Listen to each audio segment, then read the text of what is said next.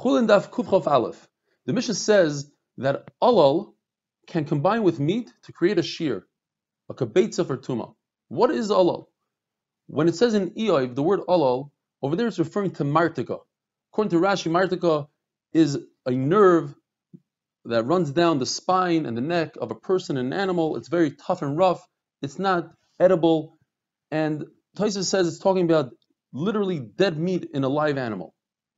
Yet when Rabbi Hudas talks about alal, he obviously is not referring to a nerve, because he says that if you take a kazayis of this alal, you can render it food. And if it was a nerve, you can't render a nerve food.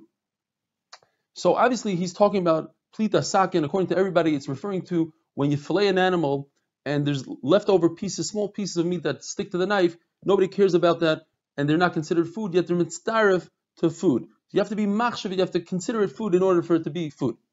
Now there's a machlokes whether you can consider martika food to be mitzarefet to meat or not. According to Rabbi Yochanan, you can be mitzarefet, and according to Rish Lakish, you cannot.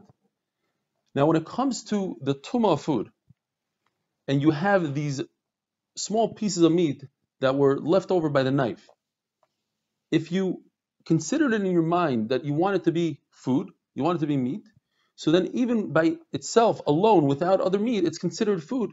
It can be makabel tumah, give off tumah. If you didn't consider it in your mind to eat it and to consider it food, then it's not considered food. Now, what's very interesting is that the Mishnah says that this alal, you can combine it with meat to have a shear for tumah. What's going on? So there's two very interesting ways to view it. Either what happened here is that a person thought that some of the alal, some of those small pieces he wants for food, and some he doesn't want, and he doesn't remember which one's yes and which one's not, and he put them together, and that togetherness together with regular food could combine for a shear of tumah. Even more interesting is another case, where some animal, let's say a dog bit his cow, and small pieces of meat are hanging, dangling down. That the owner of the animal doesn't care about. He doesn't think about them. He's not mevatel them. Then the same owner went to the same poor animal that just got bit by a dog, and he shechted the animal. The small pieces that come out from his knife, that he's mevatel on the spot. So now you have a combination of pieces that he's mevatel, and pieces that he's not mevatel. You take that combination, and you can put it together with other food to combine for a shear of a kabeitza. The beak of a bird, since it's very hard and not edible, is not mitzdaref to food. However, the Gemara says the upper beak, inside the upper beak, there's some sort of cartilage that is mitzdaref to food. Nails of an animal, when they're close to the meat, they come out, they're soft, sometimes they are combined in food, they're eaten together with other meat, so those can combine for a shear of tumah, as the horns of an animal. We're not referring to the horns, the hard part that they do damage to other animals with. We're talking about the part that if you cut, it's really close to the skin, you cut, it would bleed. That's softer, that can combine for food of a shear of a kabeitza. And here are a bunch of interesting halachas concerning Jews shechting non-kosher animals and goyim shechting kosher animals, etc. And we had this very interesting halach in the Mishnah.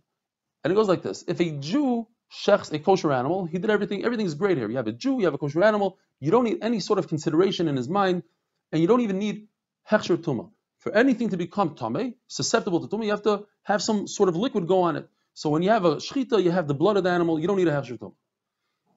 If a goy shechts a non-kosher animal, that's the exact polar opposite. You have two really bad things here. You have a goy, you have a non-kosher animal. So even his mind cannot consider it food. However, if a goy shechts a kosher animal, then his mind can consider it food.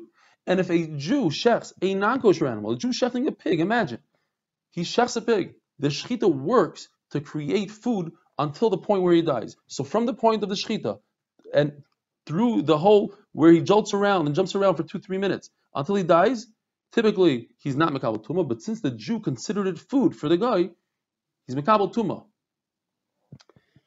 Now, but you need hechsher tumah. You have to be machsher. You have to pour some liquid on it. The blood is not good enough. So why is it that you need hechsher tumah? The halacha is that anytime you have a future nevela, if it becomes an nevela, you don't need hechsher tumah, because a nevela is called tumah chamura. It's a really strong tumah. It could be metama people. It's a really small share of the kazayis, so you don't need hechsher tumah. Why in this case do you need hechsher tumah? The Gemara says it's a tremendous chiddush, because you can take this animal and break it up into really small pieces, less than a kazayis, and it will never become an nevela. So therefore, right now we don't know that it's going to become an nevela. If a person ate an avela of a kosher bird in a village where they never eat birds, so typically a dead bird is not considered food, he has to think about it and make it in his mind food. But it doesn't need a hechsher. It doesn't need liquid. Why? Because since if another person, ate this bird, it will be metame the person, so that's considered a tumah chamura, and anything that's a tumah chamura does not need hechsher tumah like we discussed. If a person shechted most of the 51% of the trachea and the esophagus of the simanim of a non-kosher animal, with all the halachas of shchita, he even checked the knife to make sure that it's kosher, and he didn't do shihya, he didn't do drisa, he didn't do agram, he didn't do anything. And it's jumping around. According to Chizkiah, there's no Ever Menachai. Because he did shchita. You're right, it's not 100% dead. It's still jumping. It's mifarkes, as the Gemara says. No Ever Menachai. According to Rabbi Yochanan, Ever Menachai. Because it's still alive. However, according to Chizkiah, even though there's no Ever Menachai, it's still considered not dead for Tumah. Now, if you shechted a non-kosher shchita, or you did an achira, which means instead of shechting from right to left, you did it from top to bottom, the kula alma, it's not metami, you have to wait until the animal dies completely. Here's an interesting halacha. If a guy shechted some of the simanim, then a Jew came along and shechted the rest, 100% kosher. But if a Jew shechted 51% of the simanim, where typically that would be 100% kosher, and the guy went from 51 and he finished it off to 80%, 100%, he made it treif. Because you go by the end of the shechita, and although 51 is enough, the guy ruined it. The Gemara says, in the time of the Gemara, there was a thing about eating from a live animal. It had healing powers. And if you want to do that, we have a problem. Midaraisa, you're allowed to eat immediately after shechita, even though the animal is jumping around.